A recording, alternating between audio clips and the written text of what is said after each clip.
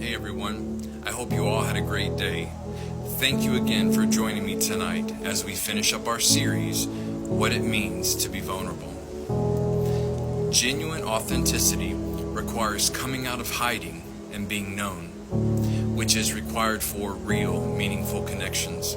In other words, you cannot deeply connect to a facade if you're trying to do that and then expecting people to connect to that.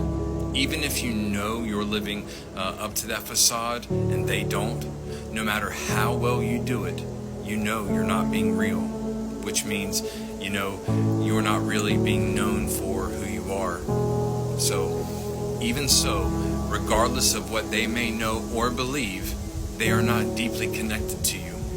You will feel very alone. Being surrounded by people, you'll feel very unknown. So alone and unknown translates to unloved, ultimately unloved, because to be loved means to be known. So that's something big to think about in the context of authenticity and the vulnerability that it exposes you to. Although I would say that being in love or being loved is vulnerable, because there can be a lot of hurt in that as well.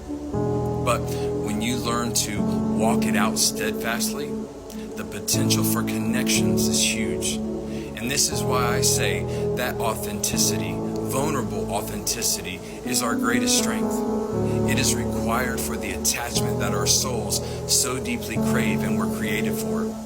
The key is that you have to know your own self so that you can steadfastly show up authentically and are not driven and tossed by the people around you, by what they think, by what they say you are. You just know who you are. What they try to use against you is much more clearly seen as that it breaks the relationship, not that it breaks you. When you are confident of who you are and who you are becoming, there will be a very different approach to how you take your next steps. So even if someone is responding to you poorly or treating you poorly, not making room for you, how you respond in that space is going to be much more steadfast when you know who you are.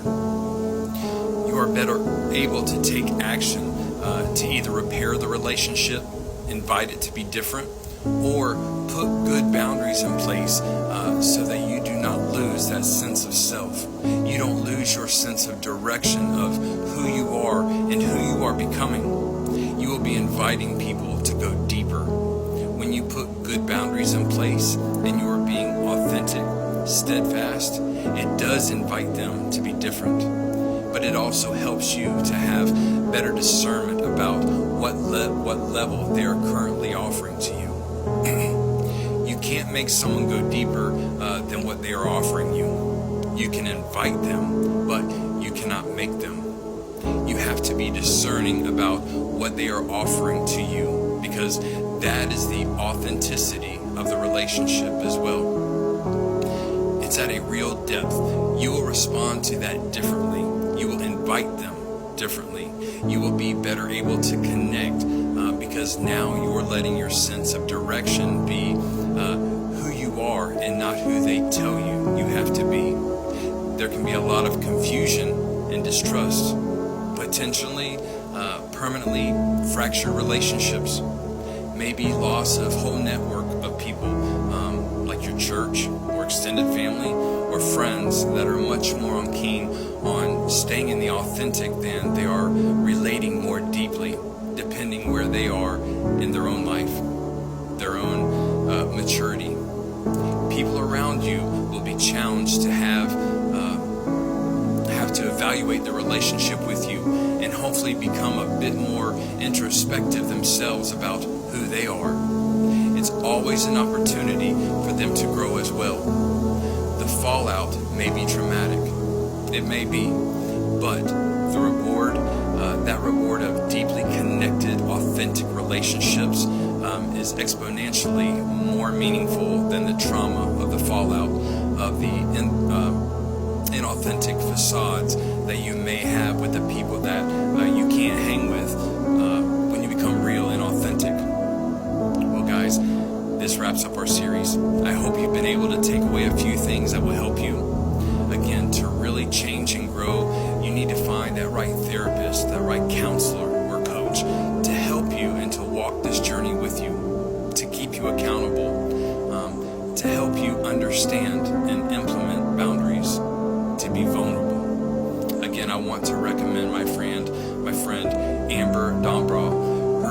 is truly amazing, and she can understand your journey that you're going through.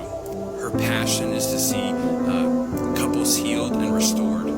Please reach out to her and let her know that I sent you. Her email address is coach@amberdombra.com. I want to thank you all again for joining me tonight. Let's continue to do our healing work and to keep becoming a better, healthier us. I love you guys. We'll see you back here tomorrow at 7. Be encouraged.